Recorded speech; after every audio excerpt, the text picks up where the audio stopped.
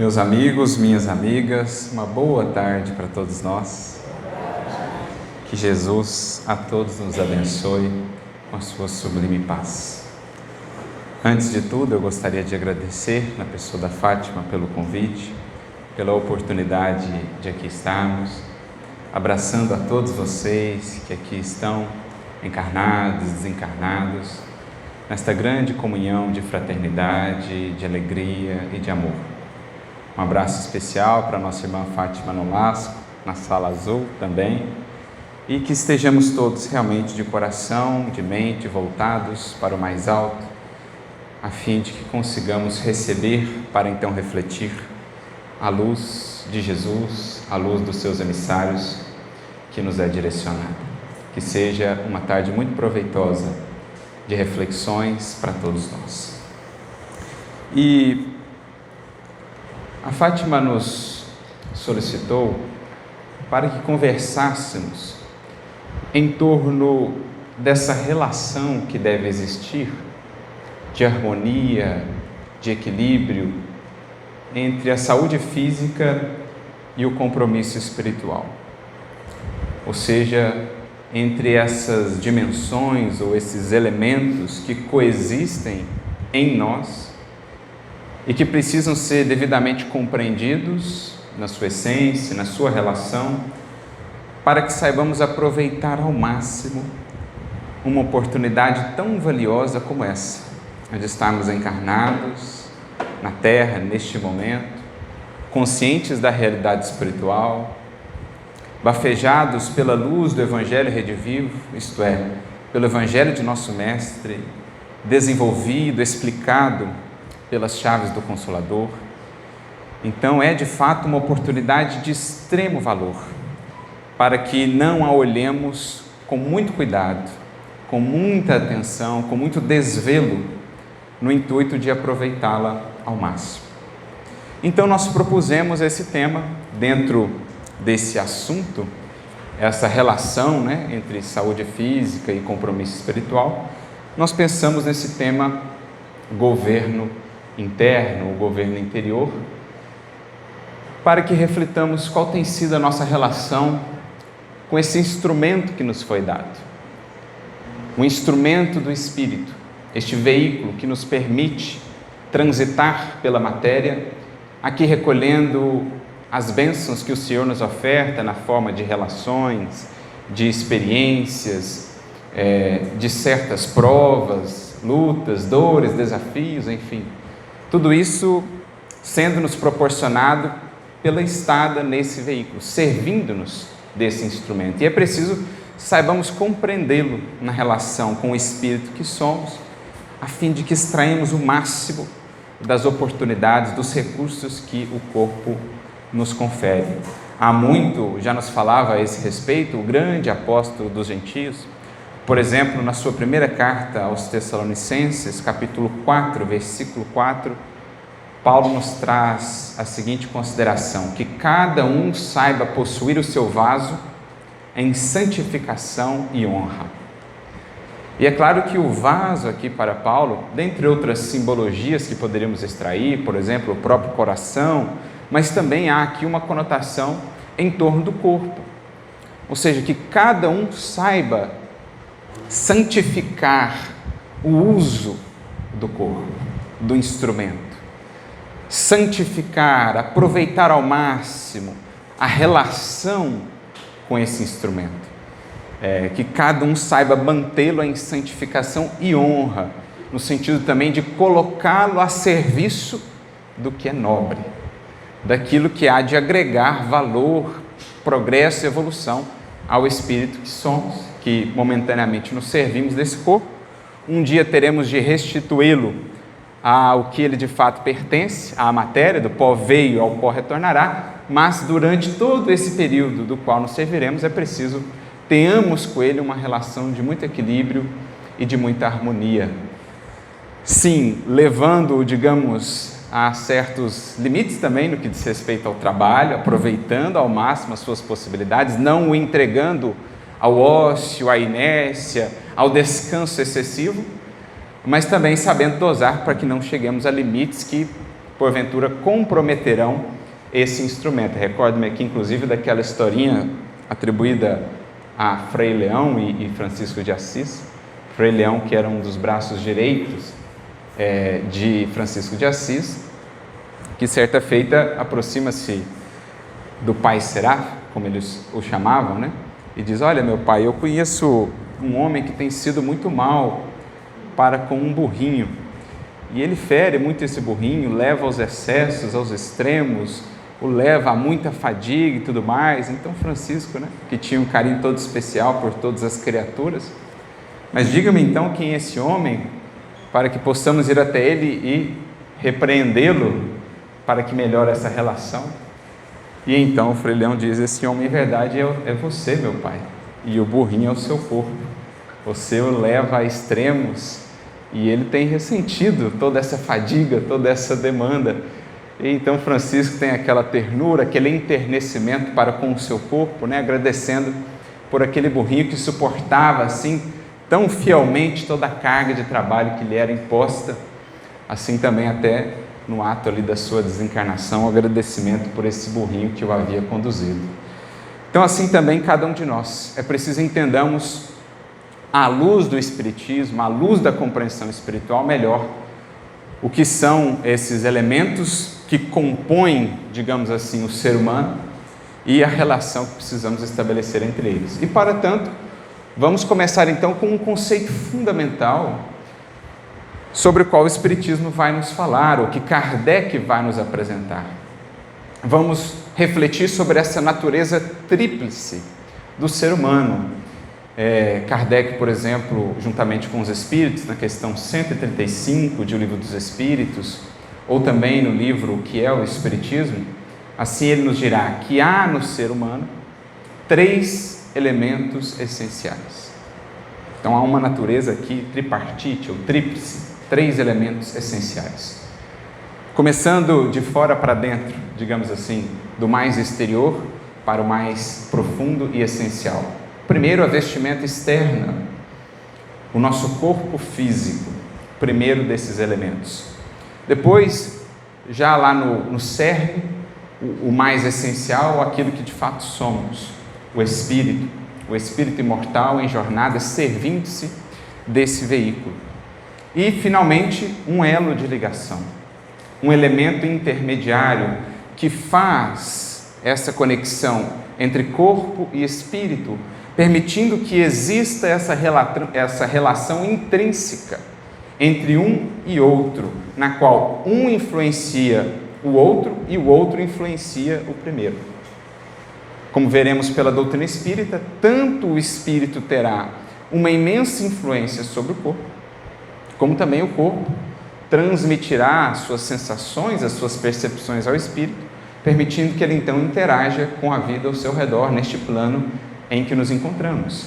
E o veículo, o meio para que isso se dê, essa inter-relação, é o que Kardec vai denominar perispírito. É um neologismo que ele cria, servindo-se dos radicais ali gregos, peri, um radical, uma preposição grega que significa aquilo que está no entorno. Ele parte até do exemplo do perisperma, fazendo uma referência lá à semente, ao fruto.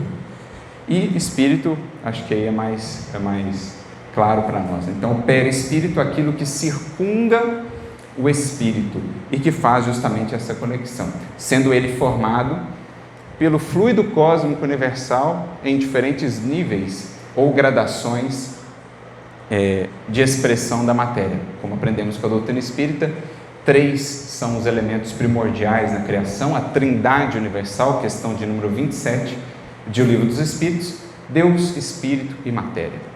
E entre o Espírito e a matéria, nós temos justamente esse elemento intermediário que tanto tem um elo de ligação com a matéria, pela substância, como também tem um elo de ligação com o Espírito pelas suas características, que é justamente o fluido cósmico ou fluido universal, que é um conceito muito importante para entendermos uma série de outras coisas na doutrina espírita.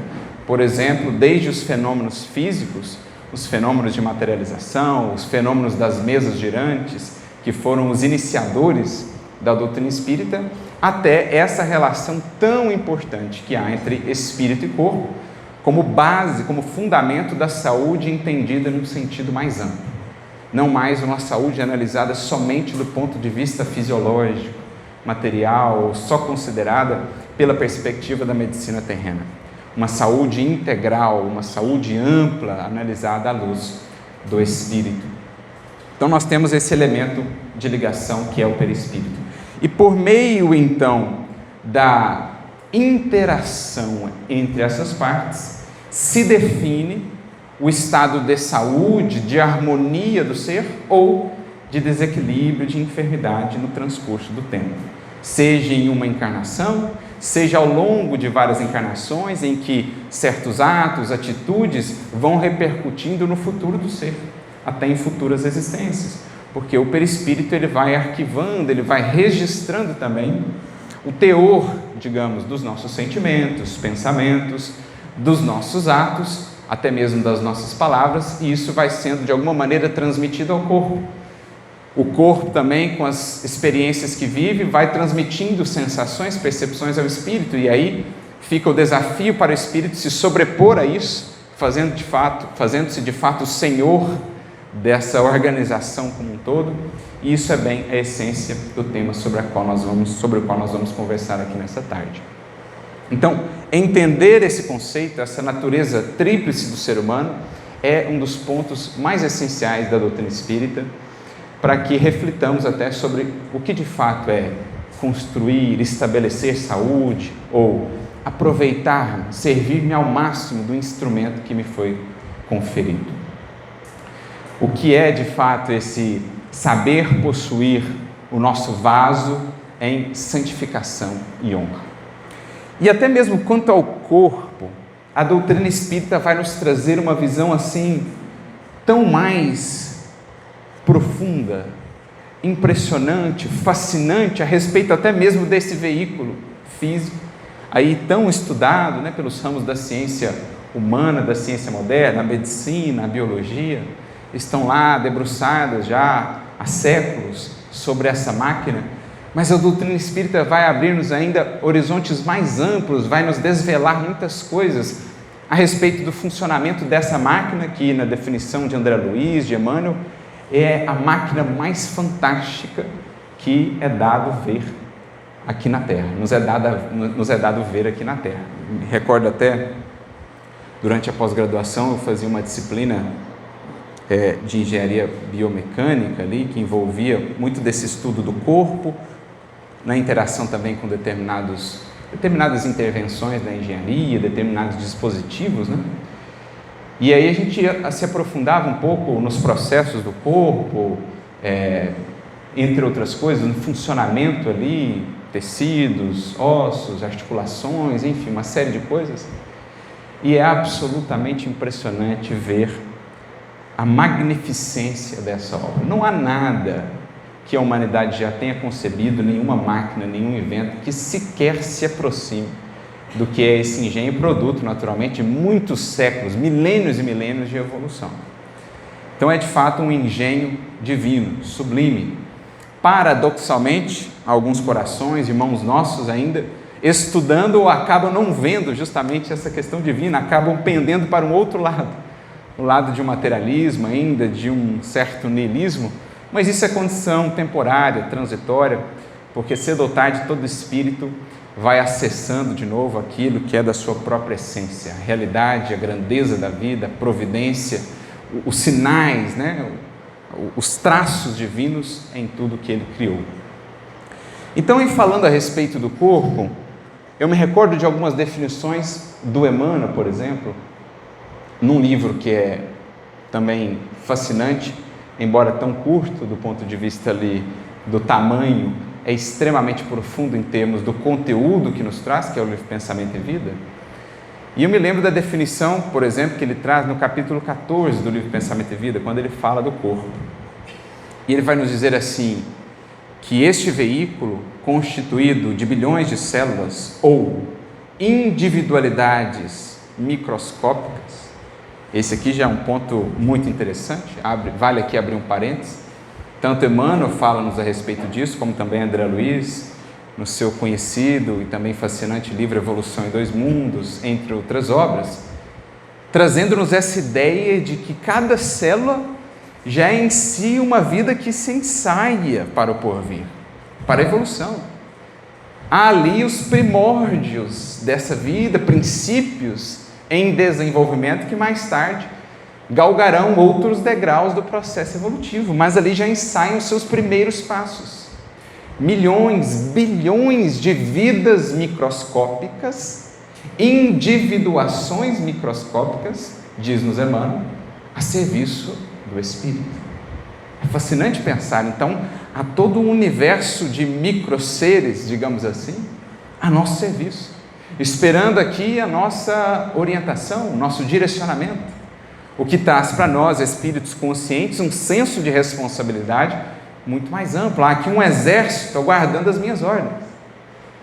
Há aqui todo um reino, toda uma população aguardando as deliberações daquele que é o Senhor desse reino, desse cosmo orgânico. Então, assim ele vai definindo o que é um corpo. Bilhões de individuações microscópicas que se ajustam aos tecidos sutis da alma, partilhando-lhes a natureza eletromagnética. Então, tecidos sutis da alma, aí a interação com o perispírito, que é, de certo modo, um molde para o corpo, num estado mais rarefeito de matéria. Ontem mesmo eu lia, já há alguns anos a gente vem fazendo esse estudo sequencial da Revista Espírita, e temos falado muito sobre isso, porque é um tesouro imenso, vastíssimo, infelizmente ainda tão desconhecido no nosso movimento espírita. Então fica a sugestão que possamos estudar esse laboratório de que Kardec se serviu para o estabelecimento da doutrina espírita. Então, já estamos no ano de 1866, iniciamos o mês de março de 1866, e há lá um artigo, Introdução ao Estudo dos Fluidos Espirituais. Kardec divide em 10 tópicos esse estudo. Um artigo fascinante a respeito do que são esses fluidos e da importância de entendermos esse conceito para a nossa vida, para a nossa saúde, para a nossa relação com o corpo, com o universo que nos cerca. E ali ele fala, então, desses fluidos que formam o próprio perispírito, em estado mais sutil de matéria, fazendo essa intermediação espírito-matéria, ou espírito-corpo físico. As células, então, elas se ajustam a esse molde, partilhando-lhe a natureza eletromagnética, porque é por meio desse eletromagnetismo que o espírito, através do perispírito, vai coordenar todo esse exército de microvidas a seu serviço. Claro que o eletromagnetismo a que ele faz referência é de uma natureza um pouco diferente do que nós conhecemos por ora. Caso contrário, os nossos instrumentos já seriam capazes de penetrar mais fundo nisso, mas é uma analogia de que ele se serve. Então, por meio disso, estão ali as células ajustadas a esse tecido, e ele diz: se assemelha esse veículo a uma complexa oficina com bilhões de motores infinitesimais. Bilhões de motores, pequeninos motores infinitesimais, que são coordenados, são movidos por meio de oscilações eletromagnéticas, assimilando e emitindo irradiações. Tudo isso sob o controle de um diretor, a mente. Olha a definição de corpo que nós temos agora. Você pensa, né? Isso aqui, eu não estou vendo nada disso. Eu vejo aqui a pele, eu vejo aqui, né? Eu sinto aqui os ossos e tal, mas se a gente for descendo, e essa é a questão da matéria, né? Como Emmanuel vai dizer em uma outra obra, num prefácio de uma obra, o materialismo, ele vai chegar ao fim pela ausência de matéria, porque quanto mais você mergulha na matéria, mais você percebe que a matéria, como se concebia, não existe. Você pega o corpo humano, a maior parte dele é volume vazio, não tem, é espaço vazio. Você desce no âmago do átomo, você vê lá um monte de espaço vazio com as partículas lá, elétrons e tal. Cada vez mais vão se descobrindo partículas menores do que as considerávamos as menores antes.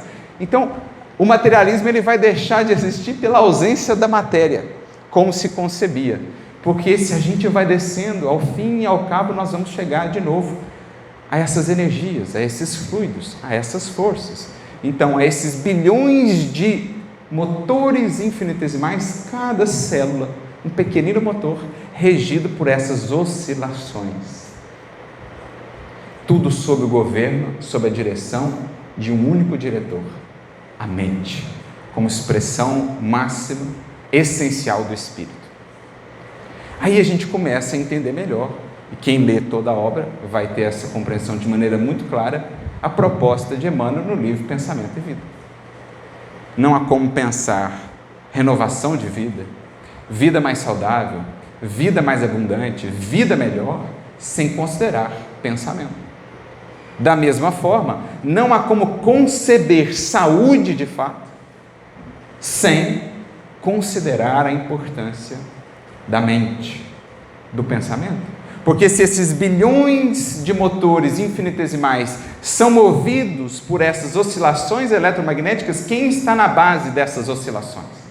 Senão o sentimento, senão a emoção, a gerarem o pensamento, que por sua vez articula, mobiliza, movimenta, direciona a ação de todo esse exército de bilhões de micro-vidas. Então isso é o corpo. Olha que definição de corpo tão mais ampla e profunda, né? Sem menosprezo a todos os avanços e reconhecimentos da ciência, lá no estudo das células, das proteínas, né? De todas as partes constitutivas do corpo, mas isso ainda é superficial em relação àquilo que um dia a própria ciência do mundo chegará e que o Espiritismo já nos adianta. Então nós fizemos essa jornada aqui, trazendo essa nova conceituação de corpo, para entendermos que não há como considerar saúde física na relação com o compromisso espiritual, não há como considerar, cogitar do uso adequado desse instrumento sem passar necessariamente pela mente, pelo pensamento, que nos remete aos fundamentos da vida espiritual de cada um de nós, que vão repousar lá no sentimento. Os mananciais mais fundamentais da vida. Recordo-me aqui de uma mensagem do Espírito Aulus, o mesmo que está lá na série de André Luiz, se não me falha a memória, no livro Nos Domínios da Mediunidade. Ele traz uma mensagem chamada Sentimento, no livro Instruções Psicofônicas, e em que ele vai dizer basicamente isso, que se o pensamento é a causa de todas as nossas ações, né, pensamento e vida, se ele está na causa, na raiz de tudo que nós fazemos, falamos, os hábitos que construímos e, portanto, a vida e o destino que estabelecemos, se ele é a causa disso tudo, o sentimento vem ainda antes, porque o sentimento é o repositório de onde brota o pensamento. E é a mesma ideia que Emmanuel traz no capítulo 1 do livro Pensamento e Vida. O reflexo, ou seja, o que nos acontece lá fora, esboça a emotividade. A emotividade plasma a ideia. Da ideia derivam as palavras, as atitudes e, no tempo, os hábitos, que por sua vez representam válvulas obliterativas ou alavancas libertadoras da existência. Olha a cadeia da vida, se desenrolando todos os dias, a cada instante dentro de nós. O que acontece, o que eu vivo, o que eu experiencio, gera alguma emoção. Essa emoção plasma alguma ideia. Essa ideia define o quadro vibratório que gerencia todas essas milhões de vidas. Isso define palavras, atitudes, hábitos, que por sua vez cravam o nosso destino. Desvios gerando amarras, desequilíbrios gerando angústias, expiações, dores, retificações, ou a virtude, o bem gerando liberdade, progresso, avanço ao espírito. Tudo começando lá no manancial do sentir, do pensar. Então isso é absolutamente essencial, tratarmos de saúde dentro desse novo prisma, dessa nova conceituação que a doutrina espírita nos traz. E para tanto, nós nos recordamos de uma outra mensagem de Emmanuel, que achamos muito interessante na abordagem que ele nos traz. Inclusive, aqui dá título à nossa reflexão aqui de hoje. Ela se encontra no livro Pão Nosso, capítulo de número 158, justamente com o título Governo Interno. E Emmanuel vai comentar um versículo do apóstolo Paulo, e é interessante notar, né? Como que há 2000 anos, Paulo tratava desses conceitos, com outros termos, com outras expressões, mas vencida a letra, alcançado o espírito da letra, a gente vê que ele já tratava disso. O próprio exemplo que nós citamos ao início, que cada um saiba possuir o seu vaso em santificação e honra. Em outras palavras, cuida do que você sente, cuida do que você pensa, porque isso é o que define a harmonia do seu vaso. O quão puro estará o seu vaso para ser usado pelo Senhor. O quão apto você estará, o seu coração, o espírito que você é, mas também a instrumentalidade, o próprio perispírito, para refletir a harmonia que vem do alto, a luz, a saúde, a vida abundante. Então ele já tratava disso. Aqui, mais uma reflexão, agora na sua primeira epístola aos Coríntios, capítulo 9, versículo 27, quando Paulo diz assim: antes, subjugo o meu corpo e o reduzo à servidão, para que, pregando aos outros, eu mesmo não venha de algum modo a ficar reprovado. Então, essencialmente, do que Paulo está tratando? É preciso saibamos governar todas essas forças, recursos, microvidas, elementos que estão sob a nossa tutela. É preciso sejamos de fato senhores. É preciso, de fato, saibamos construir e manter um estado de ordem e de harmonia em nosso corpo. Antes disso, em nossa vida íntima, no plano do sentimento e do pensamento, a fim de que saibamos aproveitar ao máximo esse corpo, o tempo que nos foi dado nessa matéria. Porque, a partir do que já vimos, há sempre uma relação intrínseca entre o que se pensa e a saúde que se tem. Mesmo que alguém cultive, bons pensamentos, cultive ali virtudes, valores, ainda assim poderá ocorrer desse alguém lidar com certas enfermidades do corpo, mas aí de caráter mais provacional, dentro do quadro de necessidades do espírito. Agora, há sempre uma influência da vida interior que se constrói sobre o corpo. Como diz Emmanuel, num outro capítulo aqui do Pensamento e Vida, o pensamento sobrio adoece o corpo são e agrava os males do corpo enfermo. De modo que nem sempre a enfermidade será resultado direto do pensamento que eu estou tendo, mas o pensamento sempre vai influenciar o estado do corpo, adoecendo o corpo são e agravando os males do corpo enfermo. Porque teremos casos também em que o indivíduo será um modelo de virtude e de valor e ainda assim lidará com enfermidades. Vide Francisco Cândido Xavier. Alguém duvida do equilíbrio harmonioso que ele projetava às células do seu corpo físico?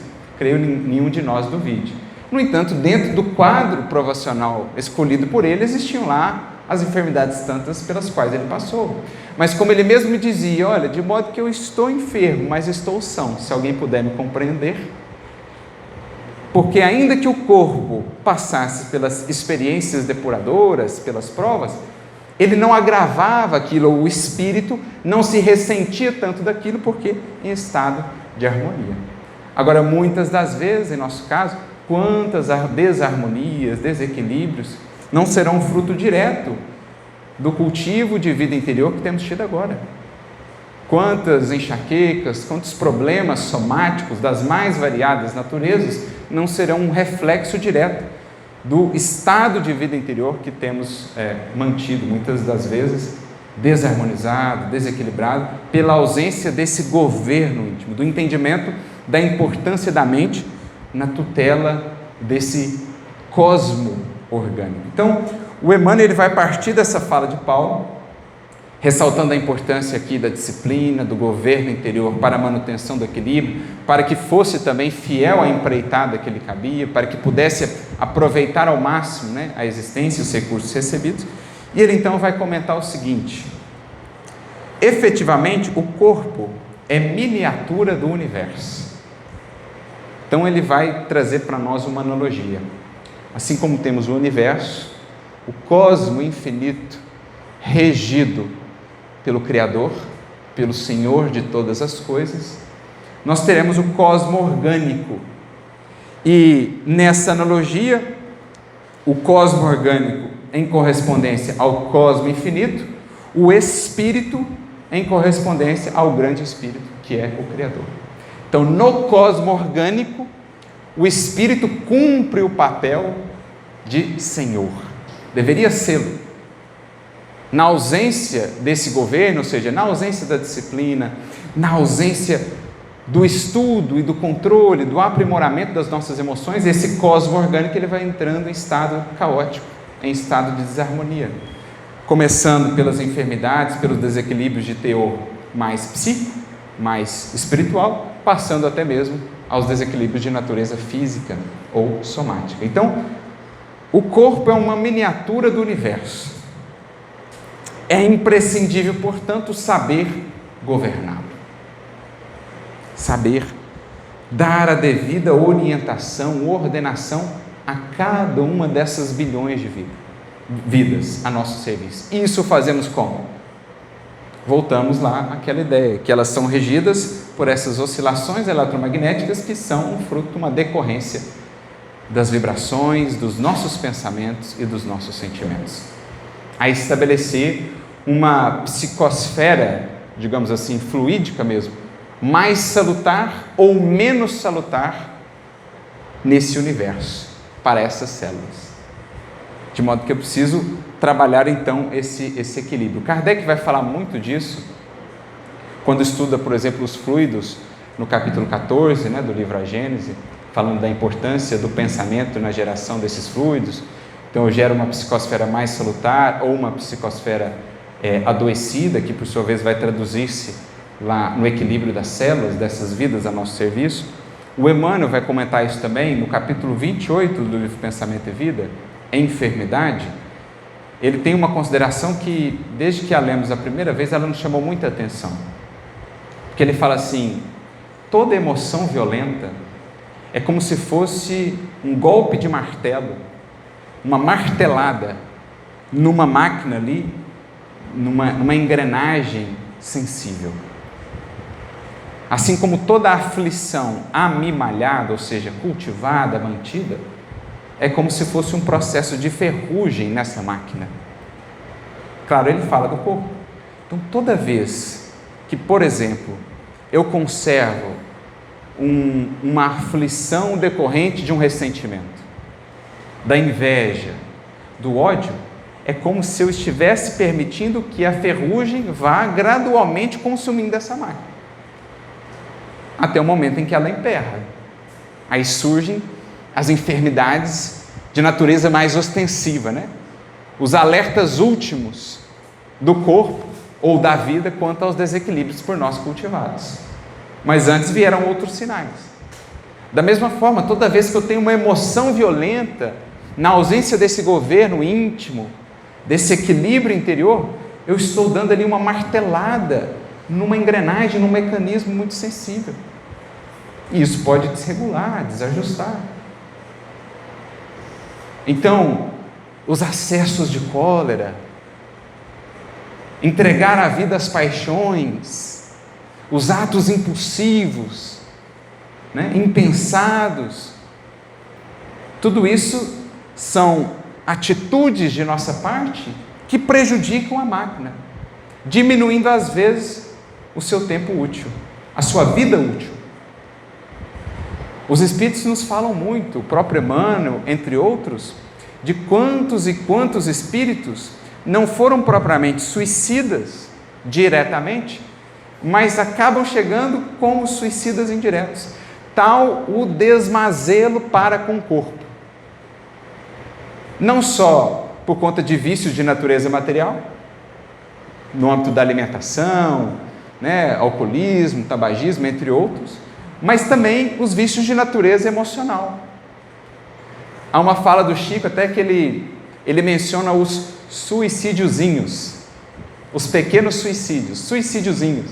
E ele fala que todo acesso de cólera é um suicidiozinho, porque mina ali essa engrenagem, esse mecanismo sutil, esse instrumento.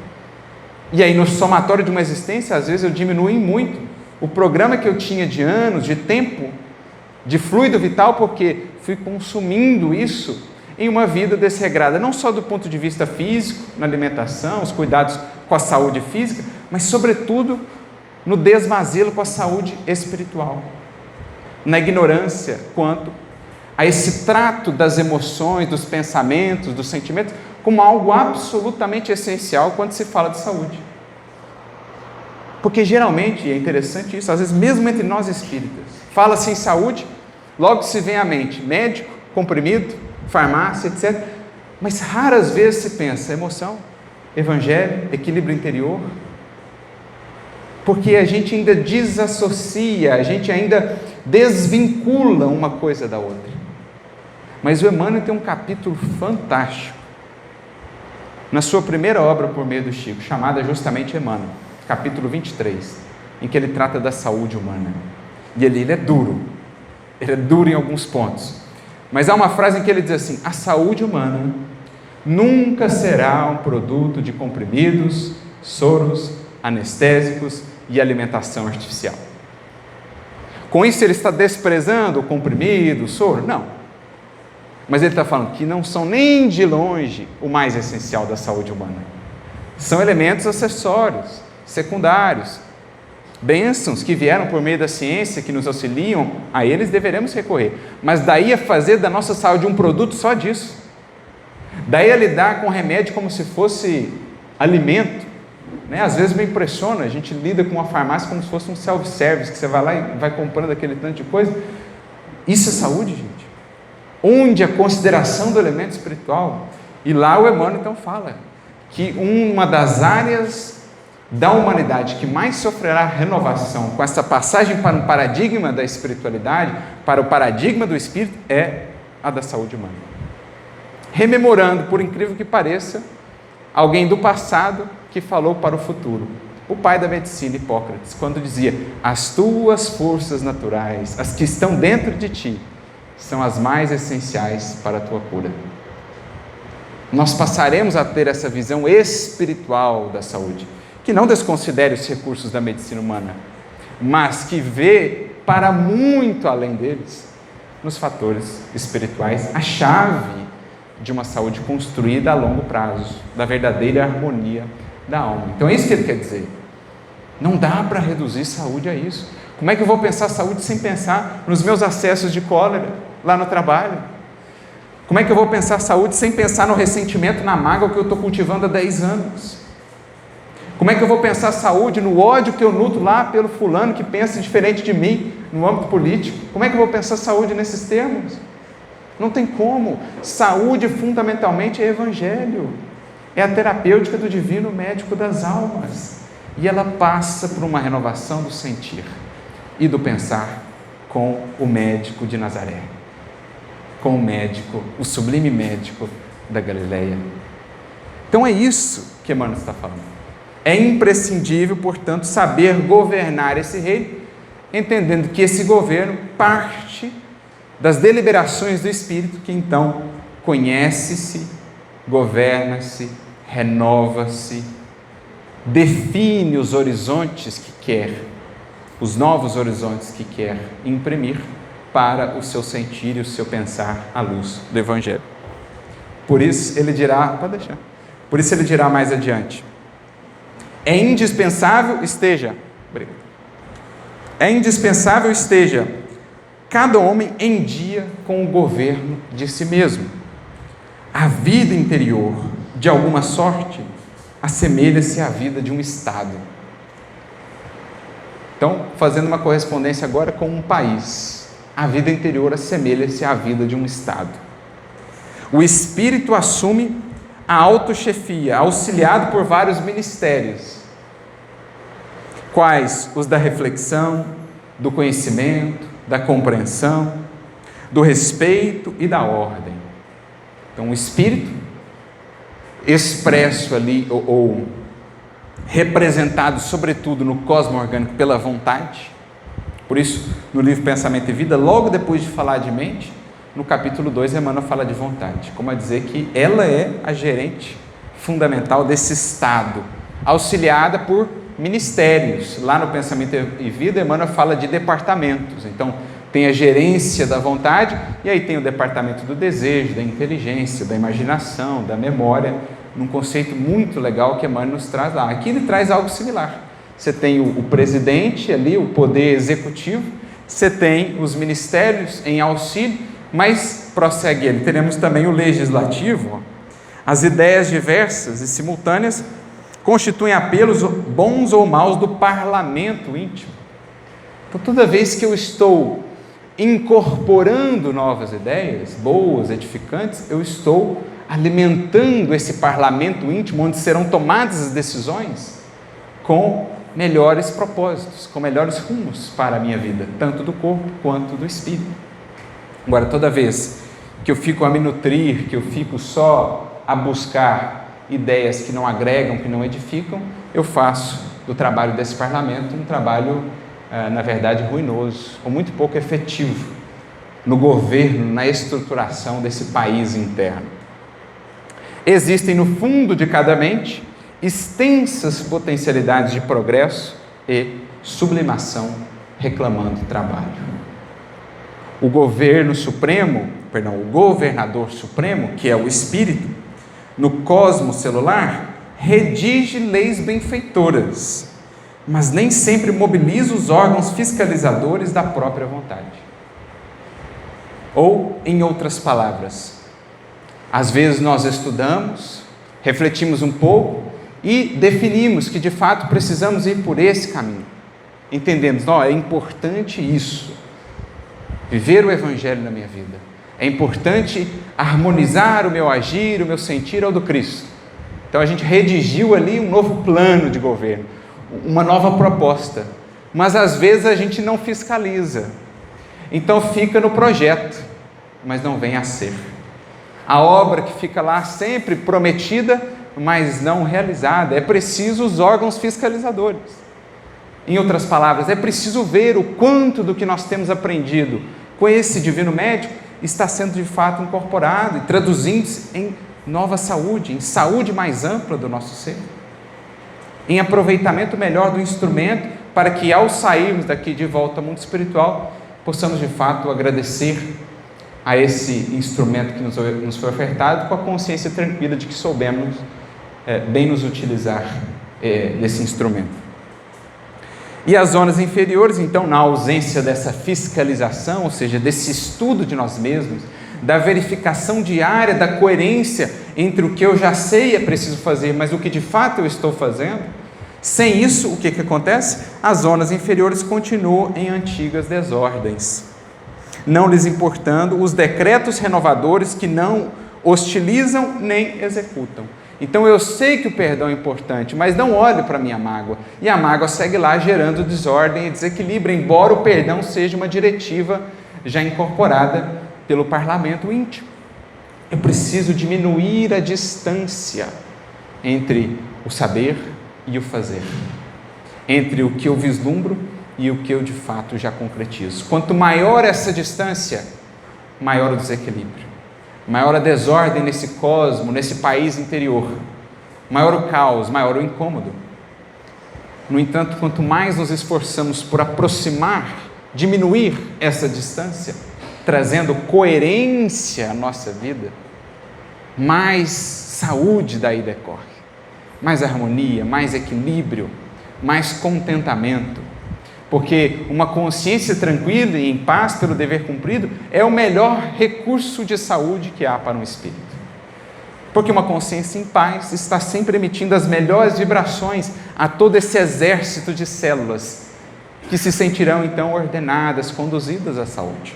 Ao passo que uma consciência culpada, ao passo que os choques, dessa incoerência dos ressentimentos, dos desequilíbrios dos vícios, vão sendo elementos muito prejudiciais à saúde desse cosmo orgânico.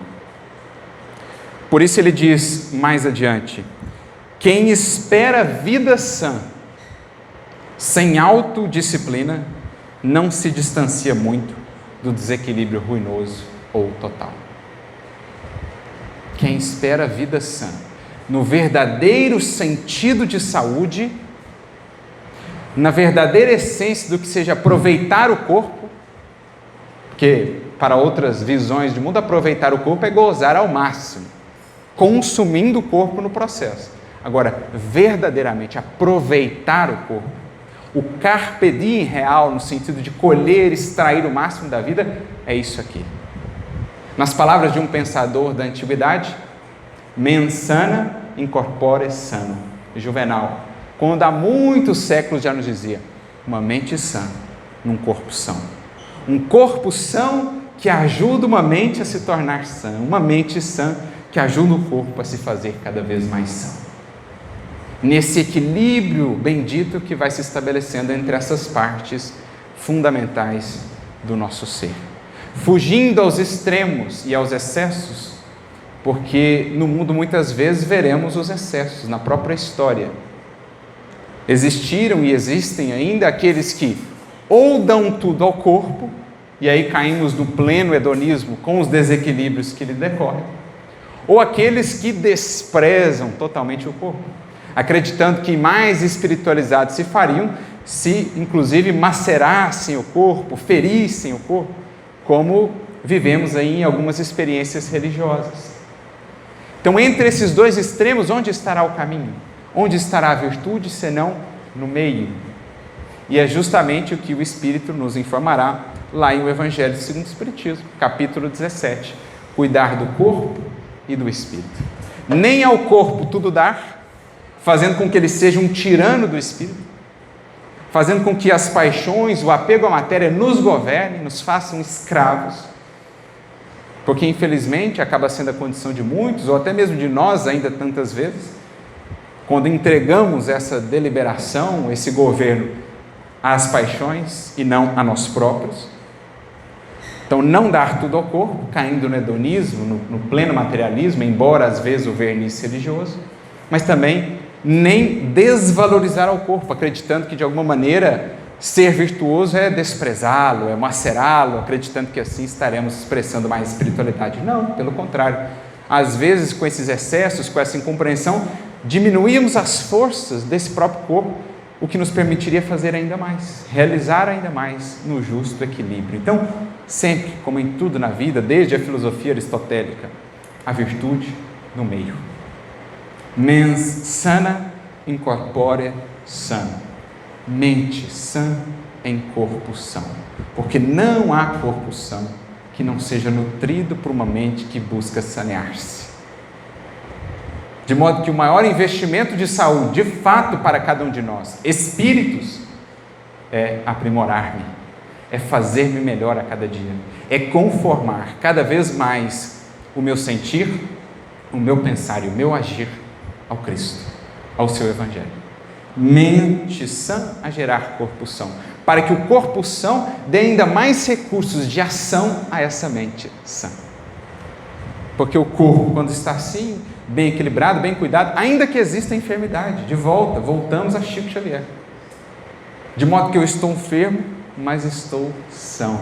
Se alguém puder me entender, lá com os problemas dos olhos, problema de angina, problema na próstata, entre outros, estava ele a servir, porque o espírito se afirma, mesmo com as limitações do corpo, mesmo com as dificuldades do corpo, que não eram alimentadas por desequilíbrios do espírito, pelo contrário, ele conseguia se sobrepor a isso e fazer o que fez.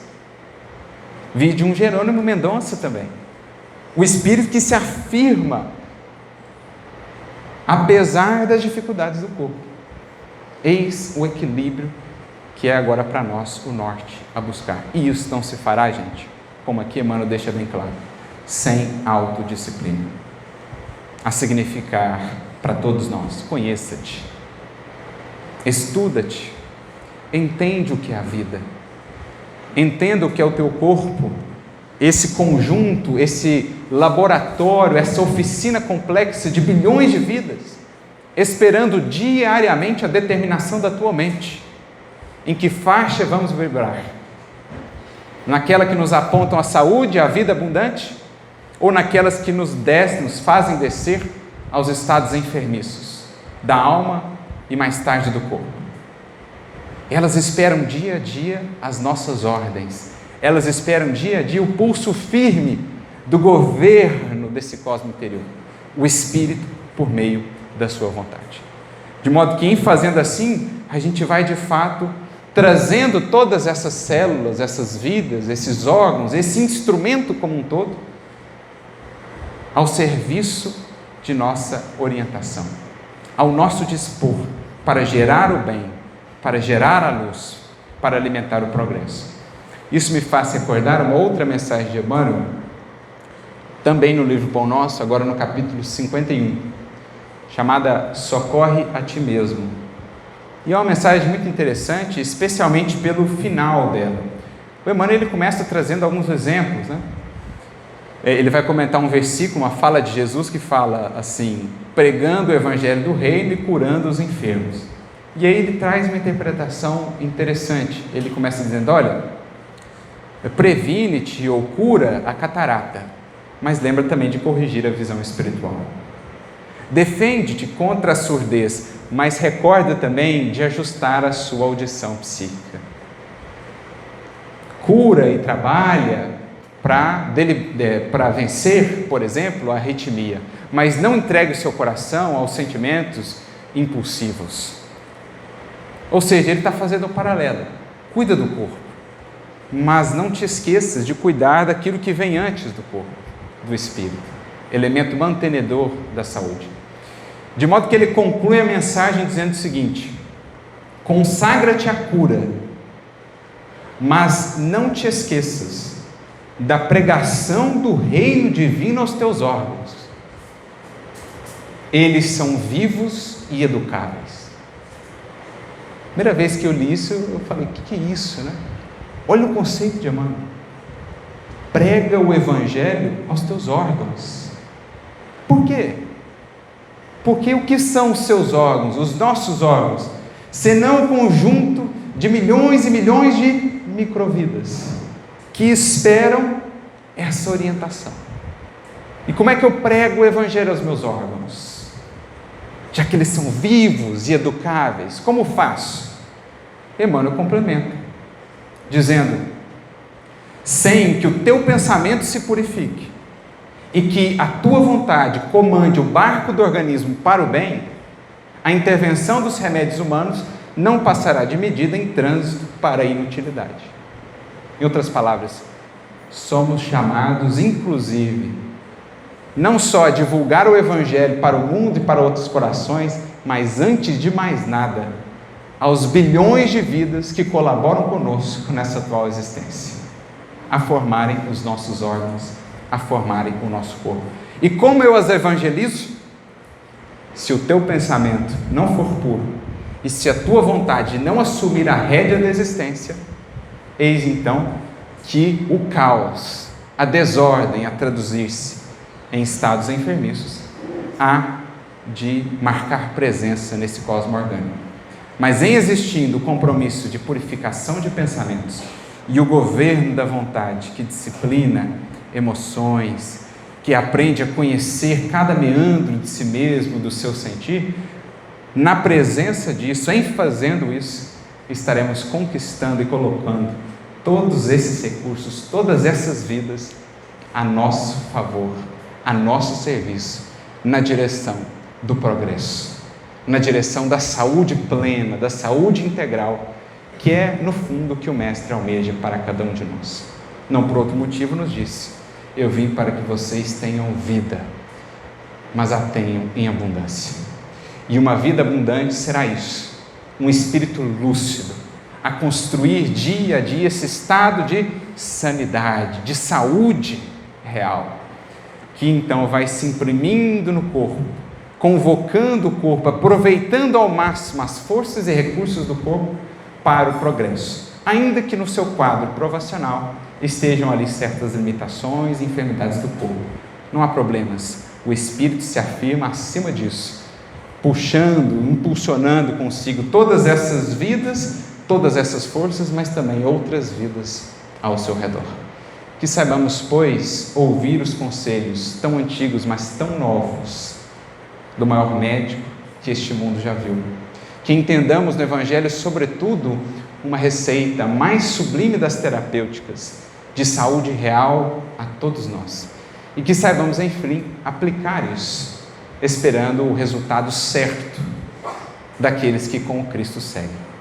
O próprio Kardec tem uma indagação no Livro dos Espíritos, se não me falha a memória, a questão 942 do Livro dos Espíritos, em que ele fala, olha, para muitas pessoas essa orientação acerca da felicidade, de se construir uma felicidade, parece meio utópica ou quimérica.